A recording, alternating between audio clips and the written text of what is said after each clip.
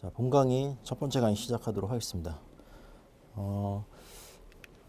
바로 통칙부터 들어갈 텐데요. 통칙은 워낙 중요하기 때문에 기본 강의는 아니지만 기본 강의 수준을 좀 자세히 말씀을 드릴 거예요. 그래서 통칙 1부터 뭐 다들 아시리라고 생각하고 기본적인 건 아시리라고 생각하고 진행을 하겠습니다. 그래서 최우선 분류 원칙이라고 하죠. 통칙 1, 관세율표 전체를 관장하는 어떤 헌법적인 그런 조문이라고 생각을 해주시면 될 것 같고요. 자, 전문을 보시면 이 표의 부류 절의 표제는 참조하기 위하여 규정한 것이다 라고 했습니다. 그리고 법적인 목적상 품목 분류는 각 호의 용어와 관련 부나 각 호의 용어, 자, 그리고 분할유의 주에 따라 결정하되. 자, 여기서 이 문장에서 당연히 호의 용어와 주에 따라서 품목 분류를 하라라고 지금 통칙 1에서 말을 해주고 있죠. 그래서 이제 최우선 분류 원칙이라는 말을 합니다. 그리고 각 호나 주에서 따로 규정하지 않는 경우에는 다음 각 호의 규정에 따른다라고 해서 호나 주로 품목 분류가 안 되는 경우에는 이제 통칙 1을 적용할 수 없고 통칙 2부터 적용을 해라라는 식으로 지금 말을 해주고 있습니다. 좀 어떻게 보면 되게 간단한 얘기인데 이걸로도 문제가 충분히 구성이 가능하고요. 예전에 문제 보시면은 이 표의 부류 절의 표제는 참조하기 위하여 규정한 것이다 라는 것에 대한 설명을 하고 해서 있는 내용을 예시를 들어서 뭐 설명을 하라 뭐 이런 식으로 나온 적도 있어요. 그래서 통칙 1 중요하니까 통칙을 하실 때는 토시 하나 빼뜨리지 말고 그냥 전문을 다 그냥 쓰신다고 생각하고 암기해서 쓰신다고 생각하고 학습을 해주셔야 됩니다. 통칙 1은 이 정도로 그냥 보고요. 나중에 문제 풀이할 때 좀 더 자세히 보도록 하겠습니다. 자, 그리고 통칙 2 교재를 보시면 제가 이 교재를 만들 때 전문을 좀 이렇게 쪼개놨죠. 전문을 쪼개놓고 표로 작성을 해놨습니다. 그래서 이 교재를 보실 때 어떻게 보시는 거냐면 전문은 이렇게 되어 있고 그 밑에 뭐 첨부의 편의 예시 뭐 이런 식으로 간단히 나와 있는데 이것들이 전부 다 이제 해설서의 어떤 내용들을 압축하고 요약해 놓은 것입니다. 그래서 해설서는 또 문제풀이의 답으로 제가 제공을 해드렸기 때문에 그것과 연동해서 같이 이제 보셔서 정리를 하시면 될 거예요.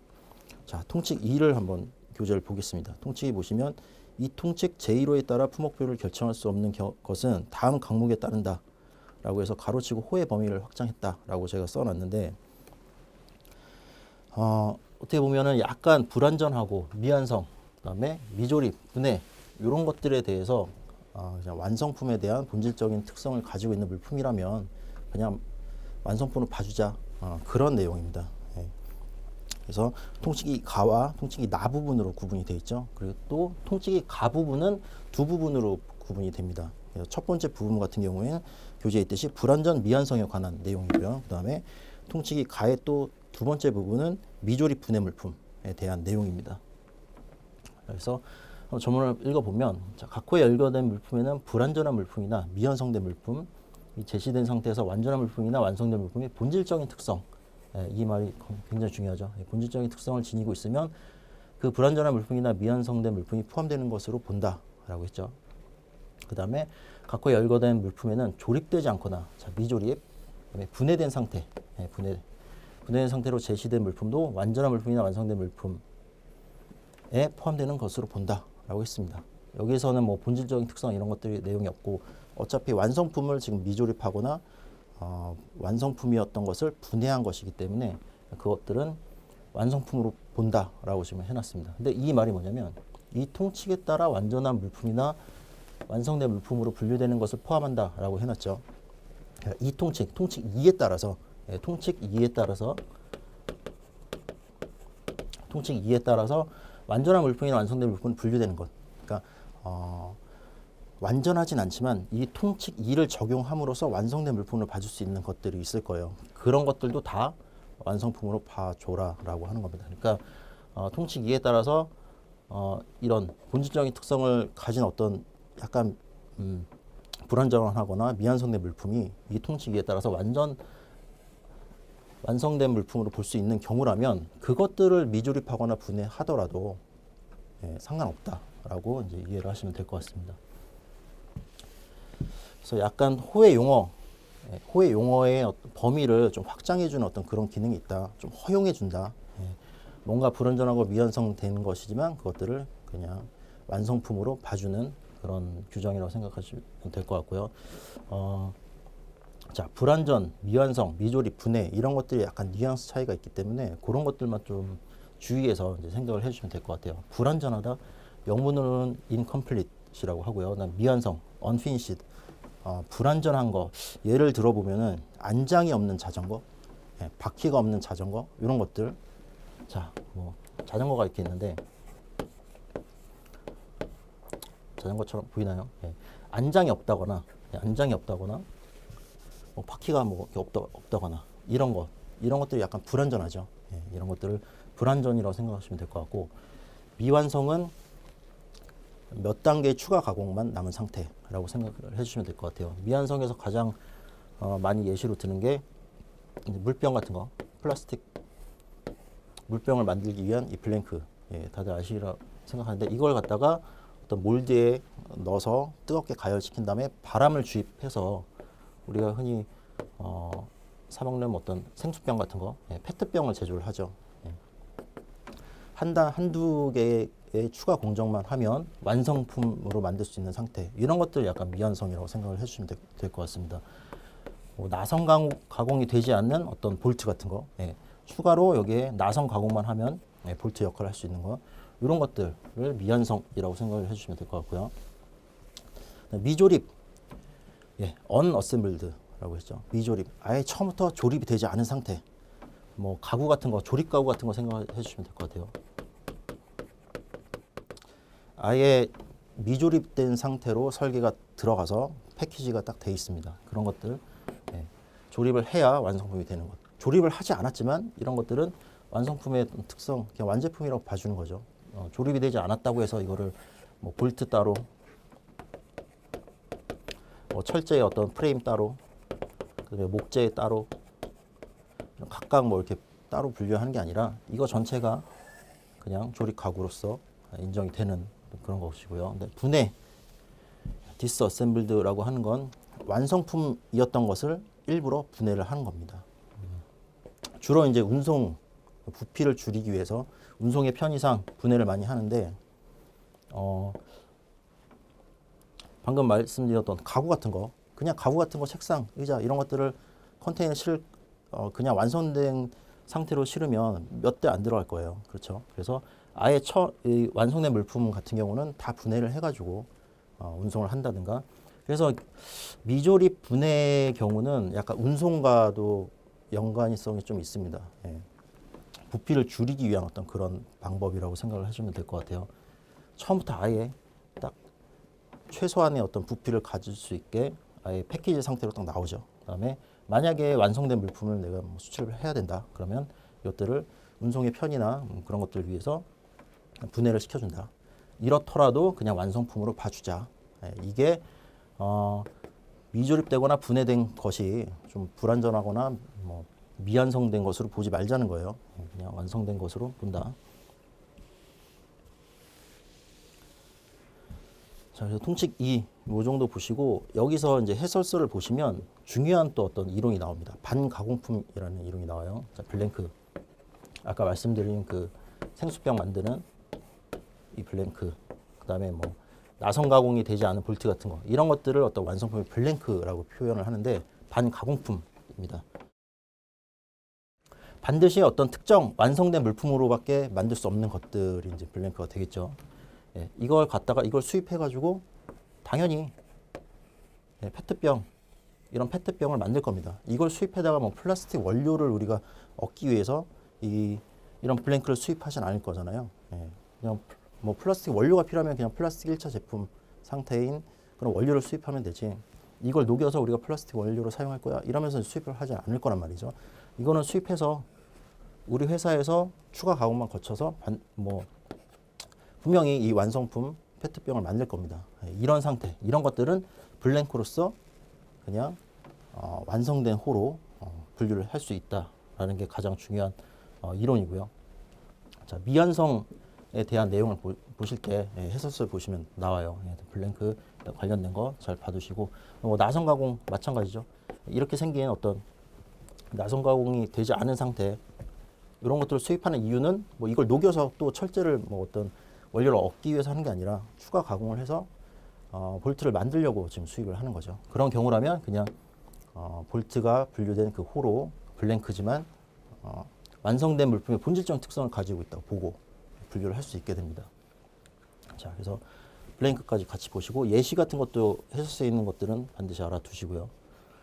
반가공품이 나오면 반제품이 또 따라서 나옵니다. 반제품에 대한 거는 해설서에 간단하게 언급이 되어 있는데 반제품은 뭐냐면 세미 매니팩처라고 지금 표현이 되어 있는데 반가공품은 어떤 완성품의 대체적인 형상을 갖고 있고 완성품으로만 만들 수 있는 것, 만들어야 되는 것 그런 것들을 반가공품이라고 볼 수 있다면 반제품은 이거 자체로도 완성품이라고 볼 수 있어요. 뭐 예를 들어서 15부 쪽에 있는 뭐 봉, 선, 뭐 관, 뭐 프로파일 이런 것들 다 보셨죠? 봉, 자 봉들, 그다음에 관,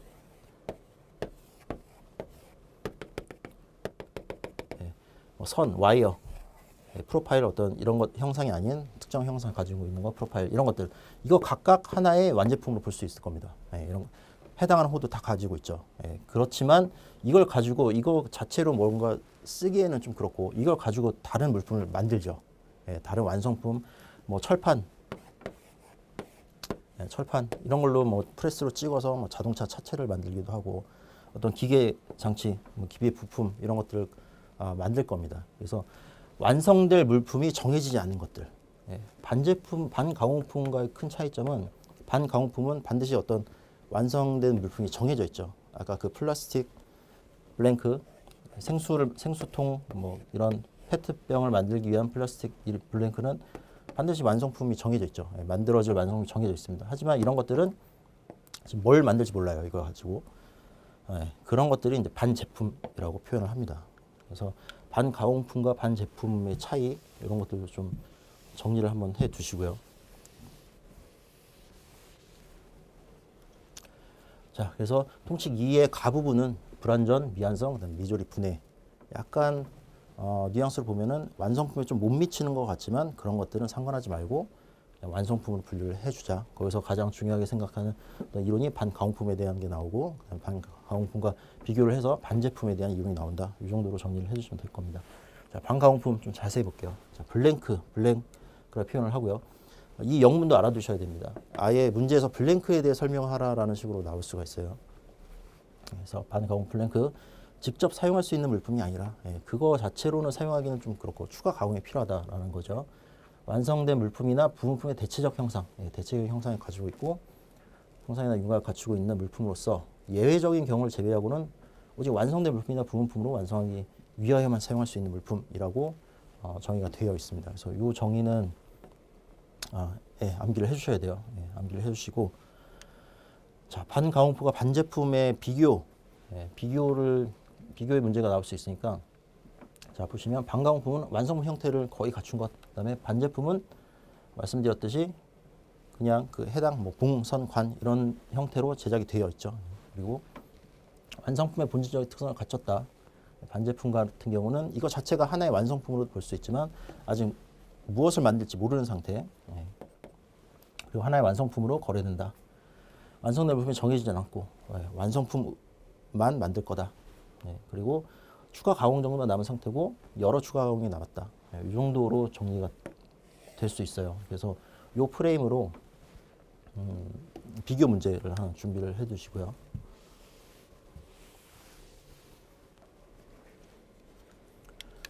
자, 통치기 나 부분을 보겠습니다.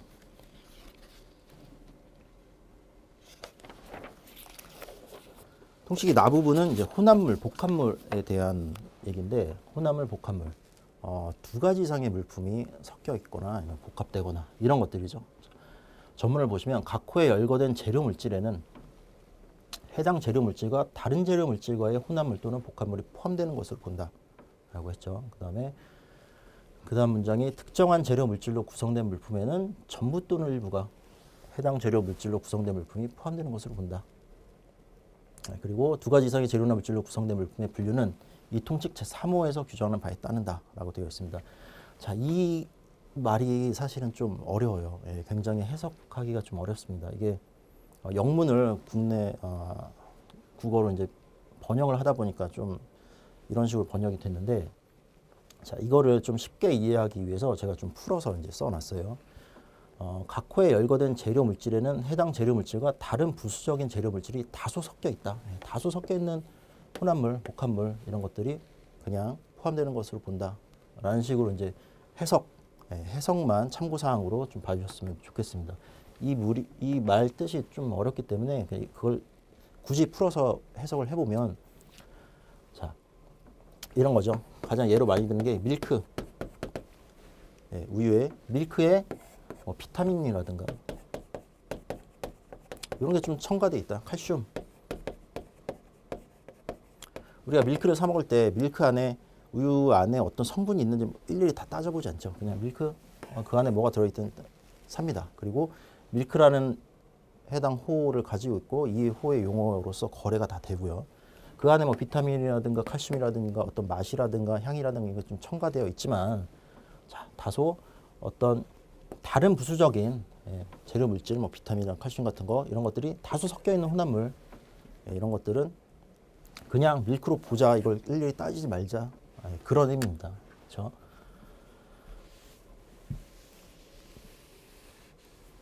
자, 그래서 각호에 열거된 재료 물질에는 해당 재료 물질과 다른 재료 물질과의 혼합물 또는 복합물이 포함되는 것으로 본다. 완성품에 포함되는 것으로 본다. 그 완제품에. 그냥 그렇게 이해를 하시면 될 것 같아요. 그리고 특정한 재료 물질로 구성된 물품에는 전부 또는 일부가 해당 재료 물질로 구성된 물품이 포함되는 것으로 본다. 자, 이 말도 좀 너무 어려워요. 이건 어떻게 설명할 수 있냐면, 만약에 나무재에 목재에 옷걸이가 있다고 한번 예를 들면, 자, 옷걸이 뭐 대충 이런 식으로 생겼죠. 이 전체가 다 나무로 이루어진 것도 있을 겁니다. 근데 대부분 보면 이 부분은 나무로 되어 있고 이 고리 부분은 철제로 되어 있는 경우가 있죠. 예, 이런 물품이 있다고 생각을 한번 해보면, 특정한 재료 물질로 구성된 물품에는, 자, 특정한 재료, 지금 나무재 옷걸이라고 했는데, 그럼 나무재로 구성된 물품에는 전부가 나무로 되어 있는 것도 있을 수 있고, 또는 일부만 나무로 구성된 물품도 있을 수 있다. 이 일부에 해당하는 이 부분, 전부, 일부, 요 정도 구성이라면 그냥 이건 철제가 좀 섞여 있더라도 그냥 나무재 옷걸이로 봐주자. 그런 겁니다. 이 철제가 있고 뭐 이런 것도 있을 수 있어요. 가죽재 버클.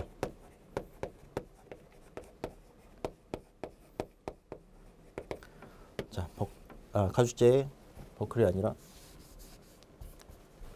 벨트. 자, 가죽재 벨트가 이렇게 쭉 있고 이 앞부분에 어떤 철로 된 버클이 이렇게 있죠. 그다음에 구멍이 이렇게 있을 거고.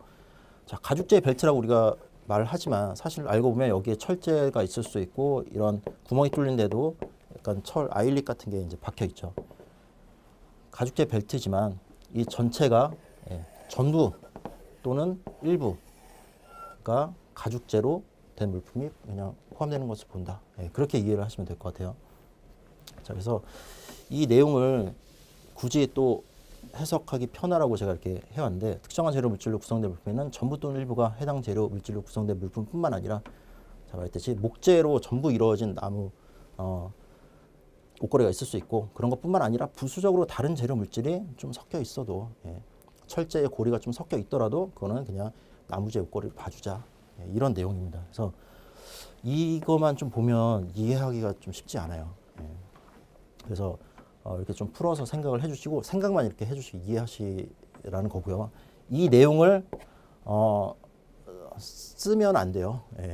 실제 시험이나 이런데 이 내용을 그냥 설명하는 식으로 써도 되지만 이 내용을 그냥 통칙인 것처럼 쓰시면 안 됩니다. 통칙은 정확히 아까 말씀드렸듯이 정확히 그냥 암기해서 그냥 그대로 적어주시고, 이해하시거나 좀 설명이 필요하다 뭐 이런 경우에 좀 이런 식으로 설명을 하셔도 좀 괜찮을 것 같습니다. 자, 그리고 이 정도 수준이 아닌 다른 어떤 두 가지 이상의 재료나 물질로 구성된 물품의 분류는 이제 통칙 2에서는 안 되고 통칙 3으로 가라라고 지금 해주고 있습니다. 근데 이 문장도 좀 보면 이렇게 이해를 하지 않고 이것만 단순하게 어떤 문장의 구성 그걸로만 본다면 자, 두 가지 이상의 재료나 물질로 구성된 물품의 분류는 이 통칙 3호에서 규정한 바에 따른다라고 해놓고 있는데 여기서 보시면 지금 혼합물, 복합물 얘기를 계속 해주고 있죠. 혼합물, 복합물이라는 것 자체가 두 가지 이상의 어떤 물질이 섞여 있거나 합쳐져 있는 것을 의미하잖아요. 근데 지금 또 여기서 두 가지 이상의 재료나 물질로 구성된 물품의 분류는 통칙이 적용하지 못하고 통칙 3으로 가라고 했어요. 어떻게 보면 좀 말이 안 맞습니다. 그렇죠? 문장 자체의 어떤 뜻으로만 우리가 생각을 해보면 앞뒤가 안 맞아요. 그래서 이런 식으로 이제 생각을 해주시란 거고 이 정도 수준이 넘었다.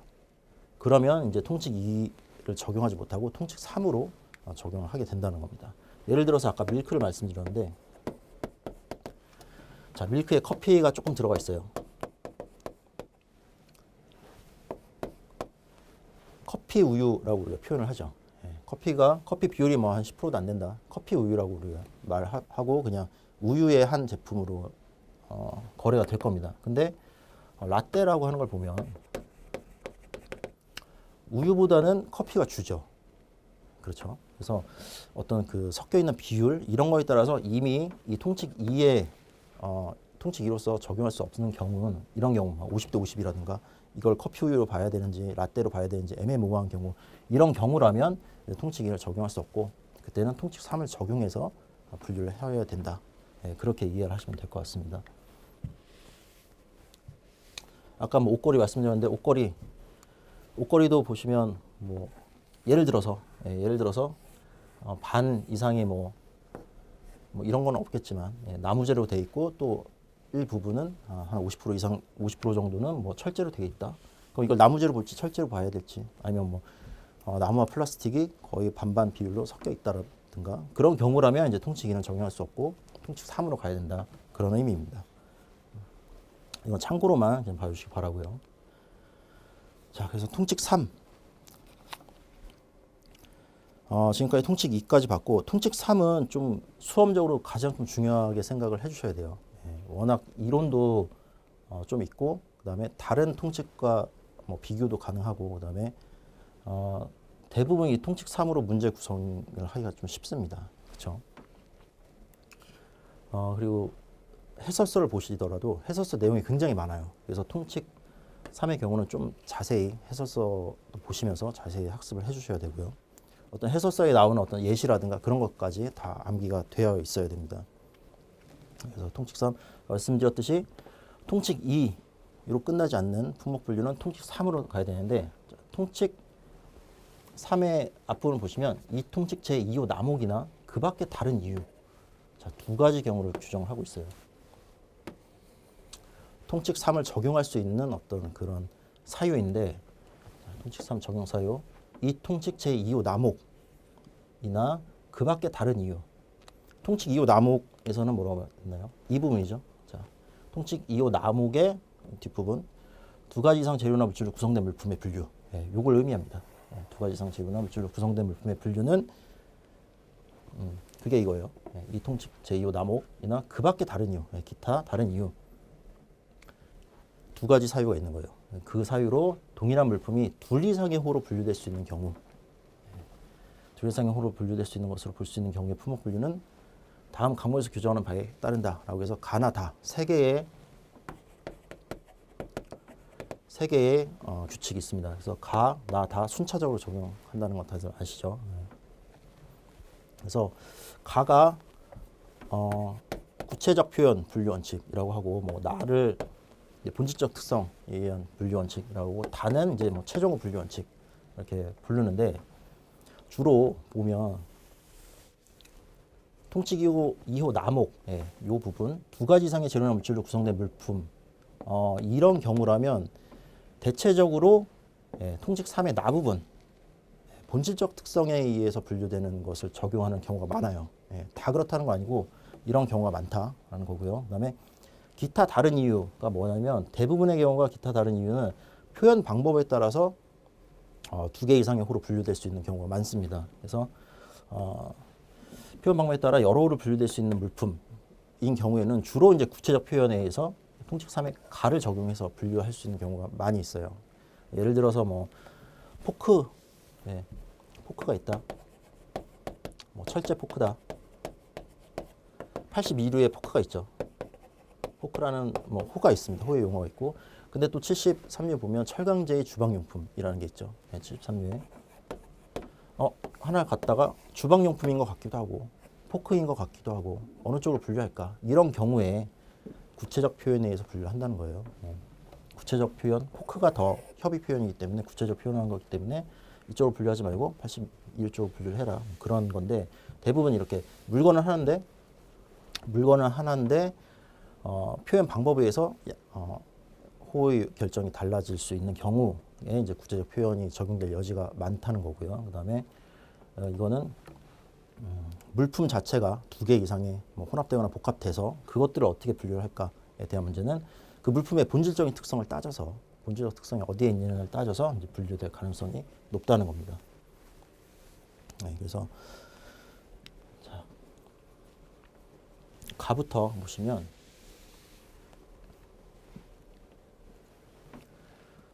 자, 통칙 3의 가, 구체적 표현 분류 원칙이라고 표현을 하는데 이 표현은 그대로 쓰셔야 돼요. 네, 구체적 표현, 협의 표현이라고도 합니다.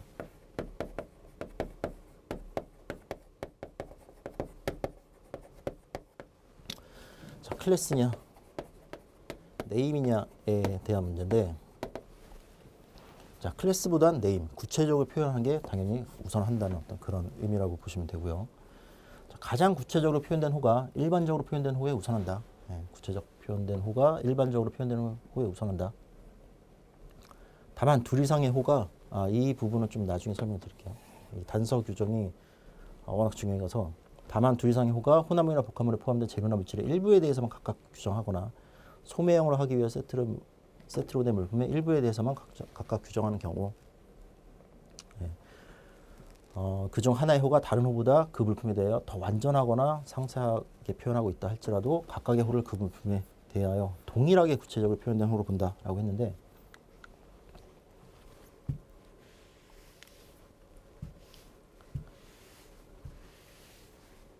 자, 예를 들어서 보시면 플라스틱과 고무, 제 컨베이어용 벨트라는 물품이 있습니다.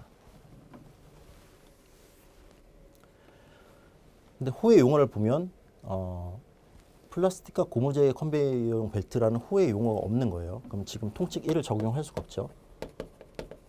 1은 적용이 안 됩니다. 호의 용어가 없기 때문에. 그렇죠. 그래서 통칙 2를 봐야 되는데 통칙 2는 아까 호의 용어의 좀 확장이라고 말씀드렸죠. 불완전하거나 좀 미완성된 거, 미조립 분해 이런 물품을 그냥 완성된 물품으로 봐주자라는 규정이기 때문에 지금 이것과는 맞지가 않죠. 예, 통칙 2 적용 당연히 안 되고 통칙 3으로 가는데 통칙 3 봤더니 3926호에 플라스틱으로 만든 그 밖의 제품과 3901호부터 3914호까지 기타 물품의 제품이라는 호의 용어가 있고 소호로 가면 소호에 플라스틱제의 컨베이어용 벨팅 이렇게 호의 용어가 있어요. 소 수준으로 가면 40105를 보시면 고무로 만든 컨베이어용 전동용 벨트와 벨팅 강한 것을 한정한다라는 호의 용어가 있습니다. 40105에 여기서 보시면 통칙 3의 가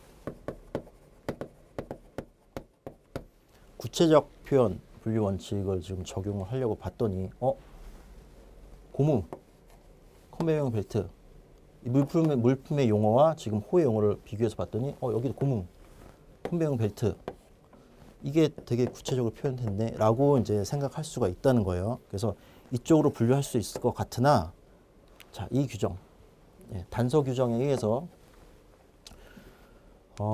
하나에만 혼합물이나 복합물에 포함된 재료나 물질의 일부에 대해서만 규정하거나 이런 경우에는 그냥 둘 다 구체적으로 표현된 호로 보라라고 했죠. 그래서 이걸 동등협의 표현이라고 합니다. 무슨 말이냐면 이 경우 같은 경우는 지금 이 호의 용어가 하나의 재료에 대해서만 구체적으로 표현을 했잖아요. 그러면 이것뿐만 아니라 이 플라스틱, 생략되어 있는 이 플라스틱도 동등하게 구체적으로 표현한 것으로 간주를 해라라는 말입니다. 플라스틱을 무시하지 말라는 얘기예요. 아시죠? 플라스틱을 무시하지 말아라. 플라스틱과 고무를 동등하게 지금 구체적으로 표현한 걸로 간주해서 통칙 3의 가를 적용하지 말고 통칙 3의 나를 이제 적용을 해라라는 의미입니다. 그래서 이 단서 규정하고 이 예시를 좀 잘 알아두셔야 되고요.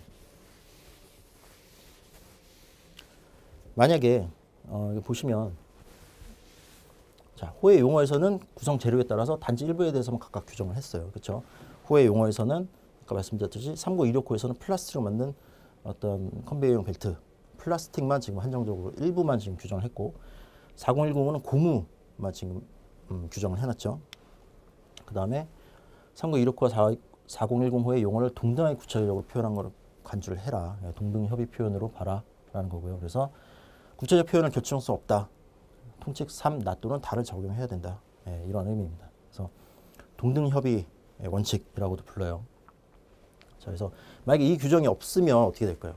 다만 이 다만이라는 이 단서 규정이 없으면 만약에 플라스틱이 80%고 고무가 20%예요. 자, 플라스틱이 80%고 고무가 20%다. 근데 지금 호의 용어를 봤더니 고무로 만든 거 컨베이어 벨트 이게 협의 표현인 것 같아. 이쪽으로 분류할 수 있겠네 라고 하면 플라스틱이 80%나 있음에도 불구하고 고무재의 컨베이어 벨트로 분류를 할 수 있게 되죠. 그래서 그 단서 규정이 이런 오류를 막기 위해서 생겼다고 보시면 될 것 같습니다. 자, 규정이 없으면 고무가 구체적 표현이므로 40105에 분류하게 되는 오류가 발생된다. 이렇게 지금 이해를 하시면 될 것 같아요. 그래서 통칙 3의 값까지 봤고요. 다음 시간에는 통칙 3 나부터 들어가도록 하겠습니다.